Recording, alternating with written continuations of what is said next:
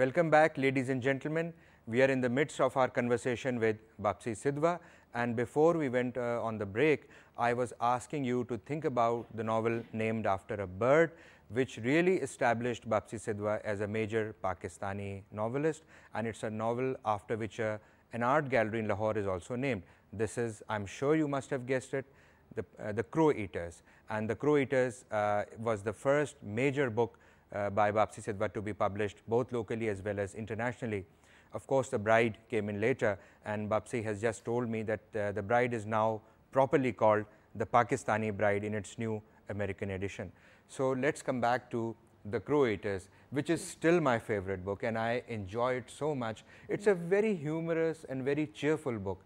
So tell me about this humor, and was it very difficult to put in this humor into this story? You know, I'm very fortunate because I have a natural gift for humor. And the Parsi community is a very funny community. If you meet characters like all communities. Oh, yeah, exactly. I mean, when they're relaxed and among themselves, they swear a lot and they talk a lot. And of course, they're called the Crow Eaters because they talk a lot. And it was very easy for me because it was from within myself. I wrote it in 6 months. And I wanted to carry on, yeah. Writing comes easily to me. There's some writers, you know, who have to sweat blood to write, but with me, it just, this book especially, bubbled up, you know, it just came very easily. And it's one of my favorites too. So was it a difficult book for some people to digest? Did it cause a bit of a reaction, or was it well received right from the word go? Well, we had the opening ceremony at the Intercontinental in the launch in Lahore, and all the writers were there. Banu Qudsiya, Ashfaq Ahmed, Javed Iqbal, who did most of it. I think Faiz Ahmad Faiz was there too. And suddenly there was a bomb threat and we had to empty out. And everybody wondered, why is there this bomb threat? Who was there? Mr. Brohi was there too. Who was controversial? And then they discovered very fast, when they tried to give the book to Parsi friends because they enjoyed it, the Parsi friends said, Chi, you like this novel? Have you seen the horrible language? You know? So then we realized the Parsi community was a little offended by it. But this went away when I got the Sidara Imtiaz, you know. They accepted it by that time.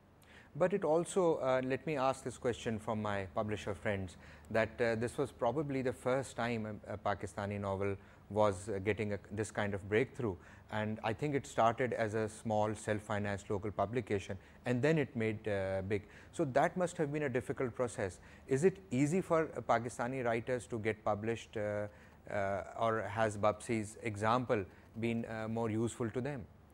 I think it has. I think Bapsi has really blazed the trail for other Pakistani writers, and it just shows that The Crow Eaters, which is again my favorite novel, an absolutely delightful novel with such lovable characters, and she had to self-publish it because she wasn't able to find a publisher. So it really you know, shows what the publishing scene was like in those days, in the late 70s. And also I think it's very sad, it's a sad commentary that it had to be self-published, but now I think it's far easier for Pakistani authors to find publishers in Pakistan and abroad.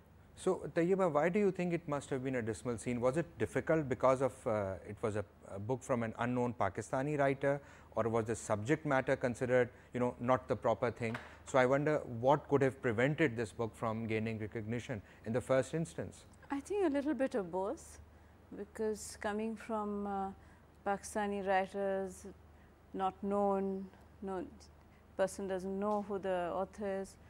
Maybe it was a bit of both, and of course the subject, you know, people are wary of things that might offend people who's going to buy it. So, and then for publishers, it is, I don't know at that time how many small publishing houses there were or whatever, but it's a lot of money to be invested, and then if it doesn't sell, then the publisher has lost all their money. So I can imagine it was a bit of both. That was real reason, because I got wonderful rejection notes from America. I got a very good agent, luckily. And from both sides of the border, from Britain and America, I was getting rejection notes saying we love the book, but Pakistan is too remote in time and space. We feel it will not be economically viable, but please send us our other works because we love it. And then it was published by Jonathan Cape after it was self-published in Pakistan. And I do remember that small purple colored book, and I want to tell you this story because you might not remember it. Razia Bhatti gave that to me to review it for the Herald. That was my first assignment, writing about the book and interviewing you. And when I read the book, there was no going back. It was a totally new kind of writing, and I could never imagine writing being so interesting, so humorous and so desi.